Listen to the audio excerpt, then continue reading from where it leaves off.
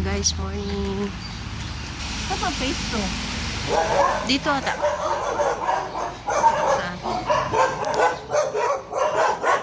Wala ka, baka makalabas. Baka makalabas. Katakot yung aso. Hi guys, saan ako ni Size? Ito sis! Ayan. Takot yung aso.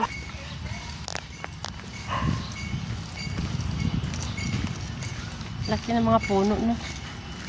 Sa ano na to eh? Sa kabila. Kapuntang Southmont. Ay! Yung kondo pala. Gilid. Yan pala yung kondo sa kabila. Sa South. Diretso na tayo dyan. Ha? Diretso na tayo dyan. Southmont. Ay, dadaan. Dito tayo nagdaan sa gilid.